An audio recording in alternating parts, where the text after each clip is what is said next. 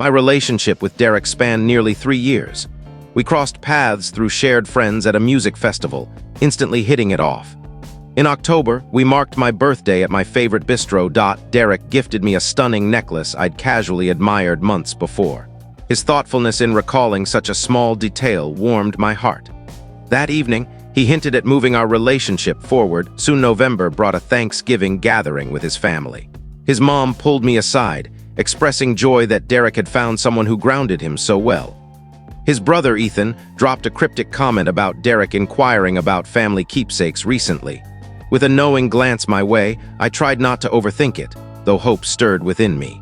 December was hectic with holiday events and work deadlines for both of us. Derek seemed tense at times, but would suddenly turn oddly gleeful and secretive. When I asked what was on his mind, he'd grin and say he was just musing about our future. I figured he was planning something special for the holidays.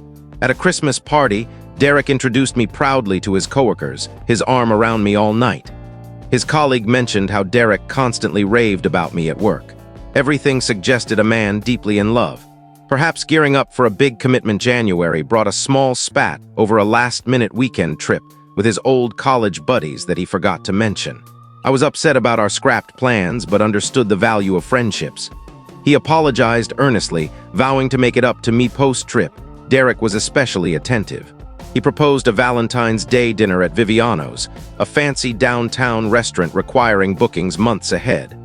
Somehow he'd snagged a table. He asked me to wear the blue dress he adored, saying he wanted the night to be memorable. I was moved by his effort to craft something romantic. 2 days before Valentine's, Derek texted about a surprise he'd been planning. My friends speculated it might be a proposal, though I tried to temper my expectations. Still, the signs pointed that way. The upscale dinner, his recent secrecy, his family's hints. Valentine's Day arrived. Derek suggested meeting at Viviano's instead of driving together, citing a late work shift, but insisting we keep the reservation.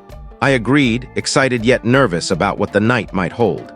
I arrived at Viviano's 15 minutes early. The hostess guided me to a central table surrounded by other couples. Derek arrived promptly, ordering wine right away. Seeming both jittery and thrilled, dinner flowed smoothly, with us reminiscing about our journey and sharing dreams for the future. Everything felt idyllic. After the main course, Derek grew visibly anxious, subtly checking his pocket. A nearby couple's engagement sparked applause across the restaurant. Derek watched with an odd intensity, then took a deep breath. My heart raced. When dessert arrived, Derek stood abruptly. "Everyone," he declared loudly, "I have something to say." Knelt beside me. The room quieted. Phones emerged to capture what seemed like a proposal. The staff paused, smiling in anticipation. A whisper nearby, "He's proposing." Derek took my hand. Looking into my eyes, he said clearly, "I'm done pretending you're worth my love. You're pathetic." The restaurant fell silent. Derek stood, adding, "I've wasted 3 years trying to change you. I'm finished." He grabbed his jacket and left. A waiter handed me the bill, $372. Stunned, I left Viviano's, unable to comprehend what had happened. At home, I found Derek had cleared his things from our apartment. My calls went to voicemail. His social media showed he'd blocked me everywhere. Days later, Ethan revealed Derek had been seeing someone named Lisa for months. The Valentine surprise was his staged exit. Ethan was appalled by his brother's cruelty, saying he never imagined Derek could stoop so low. Within days, videos of my humiliation surfaced online. Derek had arranged for someone to record it, ensuring maximum exposure. In his circles, he spun a tale that I was controlling and toxic, justifying his public stunt.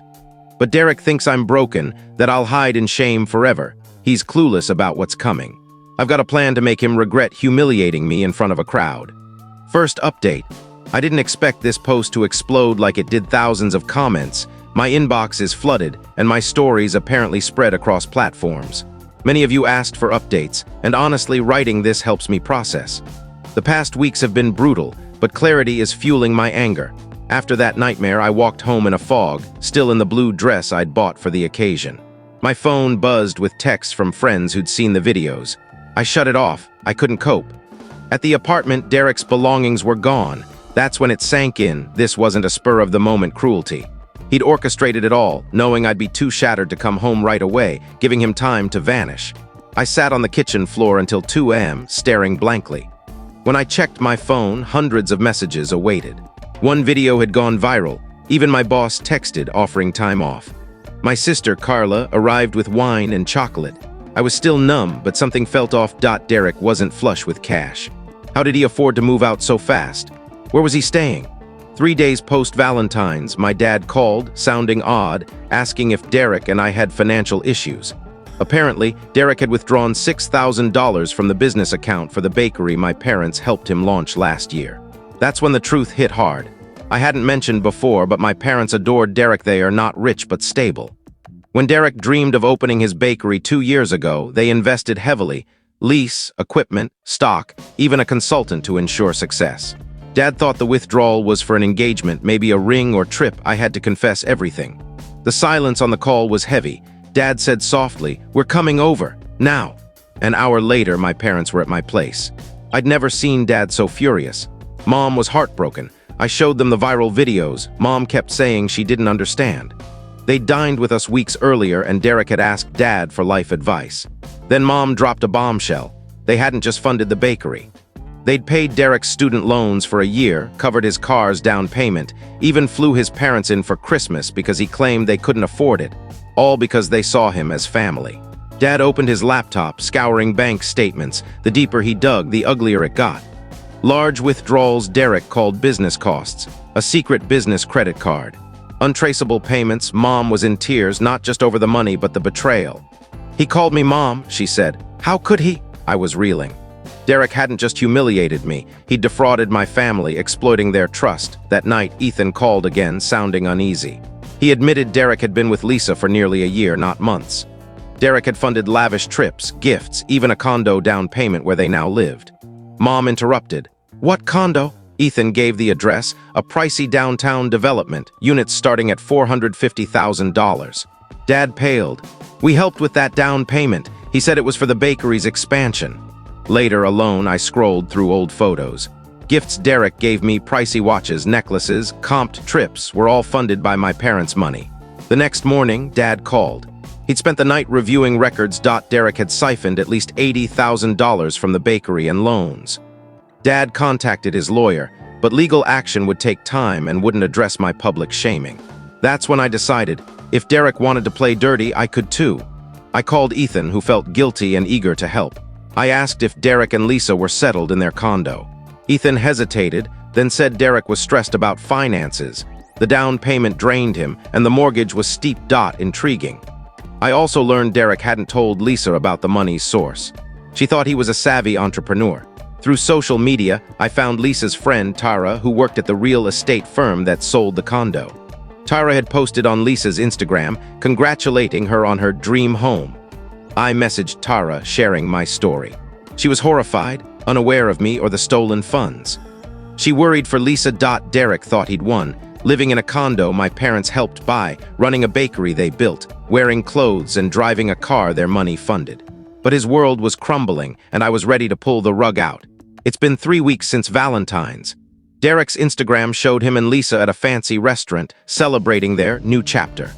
Dad's lawyer said Derek ignored all legal notices. The deadline was tomorrow.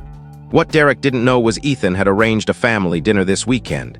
His parents, Ethan, Derek, Lisa, and a folder of financial records exposing how Derek funded his life with Lisa. I might just show up too. I'll update post-weekend. Thanks for the support, Reddit. Knowing I'm not alone in seeking justice means everything. Second update. My notifications are still wild. To those asking if I'm okay, I'm managing. Some days are rough, but the thought of Derek facing consequences keeps me going. The family dinner happened, and it was intense. Buckle up. This is wild. Ethan picked me up Saturday evening, jittery and checking his phone. Derek had been texting, paranoid about why his parents insisted on the dinner. Ethan showed me the messages, Derek asking if Ethan had spilled anything to their parents. The plan was for me to wait nearby until Ethan signaled me to join. My parents were on standby, ready if needed.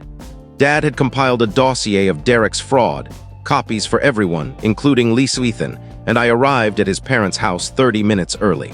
His mom hugged me tightly, apologizing, saying she'd raised Derek better.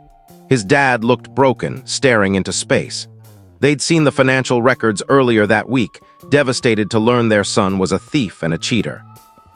Ethan's mom had cooked Derek's favorite dishes. When I asked why, she said softly it might be her last meal for him for a while. That hit hard. I hadn't fully considered the toll on Derek's family. I waited in Ethan's old room, hearing Derek and Lisa arrive. Derek sounded irritated about the sudden dinner. Lisa was polite, cheerful. The first 20 minutes were casual, drinks before dinner. Ethan hid his phone under a napkin, letting me listen. Derek bragged about the bakery's success, even mentioning a second location. The gall, then Ethan's dad announced a serious talk before dinner. Derek got defensive, asking why everyone was acting strange. Ethan texted me. Now walking downstairs, my heart pounded so loud it drowned everything else. When I entered the dining room, Derek's face, shock, panic, then fury. Lisa looked puzzled, glancing between us. She asked Derek who I was, though she likely knew. Derek leapt up, spilling his wine, demanding why I was there. Ethan told him to sit and listen. Derek refused, yelling at his parents for setting him up, accusing them of choosing me over him. His mom cried.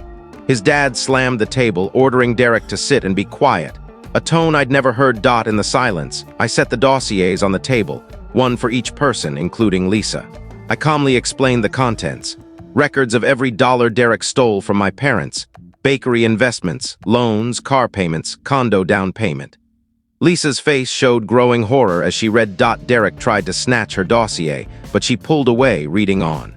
He claimed I was lying, a vengeful ex ruining his life, that my parents gifted the money with no repayment expected. Ethan played the recording from my apartment, where Derek admitted the fraud. Derek paled. Lisa asked if he'd used my parents' money for her gifts, trips, their condo. Derek downplayed it, saying he'd repay it, that it was normal business practice. Lisa's eyes welled up.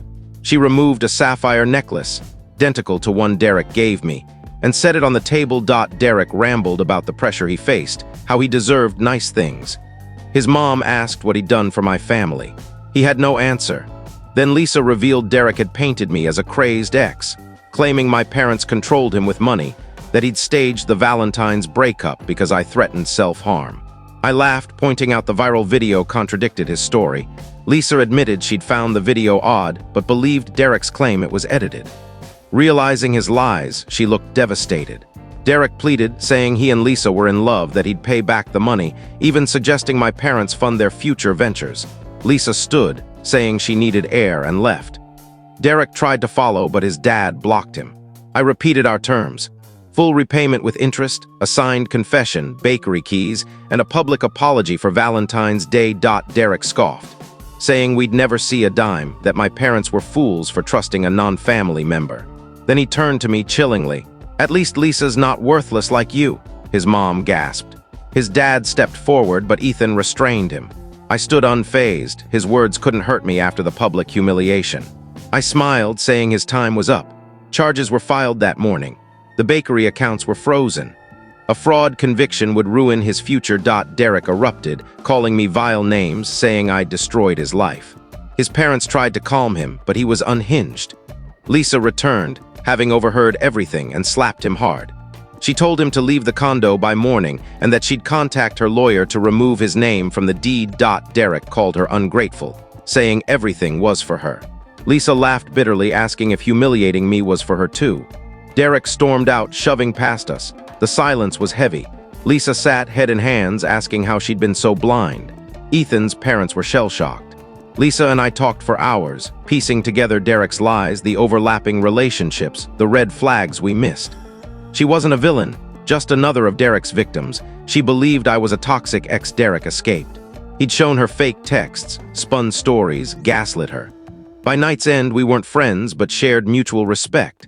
Lisa vowed to support legal action against Derek and had already contacted Tara about the condo Sunday. My parents came over. My phone buzzed with notifications. Derek had posted a social media tirade, claiming I was extorting him, that my family threatened him, that I couldn't accept his new happiness. He included fake texts of me begging him back, but people weren't fooled. Comments questioned his timing. Why cry extortion weeks after the viral video? Then Lisa commented on every post, exposing his lies, the stolen money, his attempt to dodge consequences. She wrote, "The man I loved doesn't exist.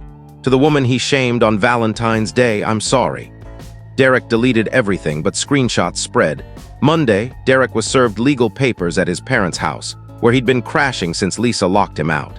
By afternoon, he bombarded my phone, angry threats, then bargaining, offering partial repayment if we dropped charges, promising an apology if we let him keep the bakery. By midnight, he was desperate. "I'm sleeping in my car. My parents hate me. Lisa changed the locks. I'll do anything."